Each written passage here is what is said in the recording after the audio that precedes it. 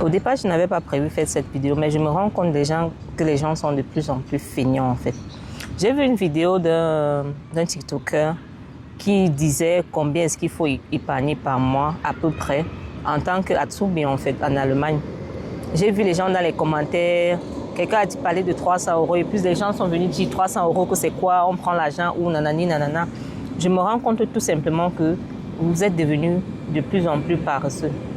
Lorsque vous regardez les beaux ailleurs qui arrivent ici, regardez la niaque avec laquelle ils arrivent. Regardez cette détermination qu'ils ont. Vous pensez que c'est parce qu'ils sont venus par bateau?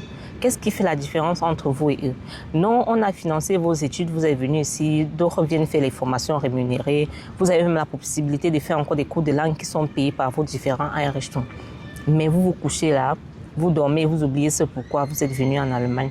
Je suppose que tous ceux qui sont venus en Allemagne faire le Ausbildung, c'est parce que les parents n'avaient pas assez de moyens pour financer le studium en fait. Et vous ne pouvez pas être dans cette condition-là, arriver en Allemagne, commencer à jouer. On dit qu'on épargne 300 € par mois, les gens s'offusquent, les gens crient au scandale, comme si c'était quelque chose d'impossible.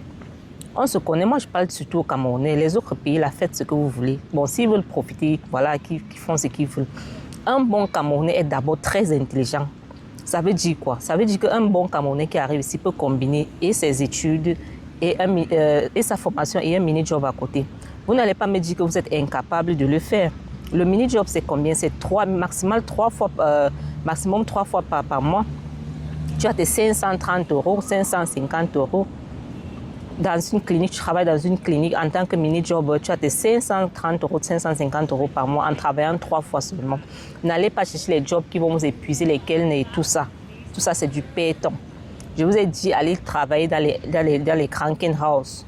Même les Pflegeheim, là, ils payent mal. Si vous voulez vos mini-jobs, allez dans les Krankenhaus. C'est bien rémunéré. Alors, pour quelqu'un qui travaille dans un restaurant, on paye 1400 €, 1500 € la première année de brutto. Il se retrouve dans les 1100 € netto. Dans les 1100 €, si tu payes un loyer de peut-être 500 €, tu restes avec 600 €. Supposons que tu consommes 600 €, tu peux épargner 300 €. Et si tu as encore un mini-job à côté, je vous laisse faire les calculs. Même si tu reçois 900 € de netto dans ton Einrichtung et que tu payes le loyer, il te reste 400 €. Si tu as un mini-job, tu t'en sors.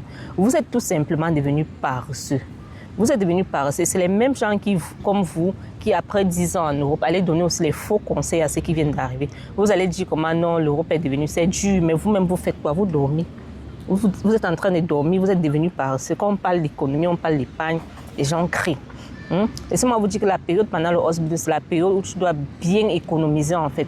Si tu finis ton Ausbildung et que tu n'as pas au moins que tu n'as rien, au moins 10 000 € dans ton compte bancaire, franchement, je vous pleure. Moi, je vous pleure franchement.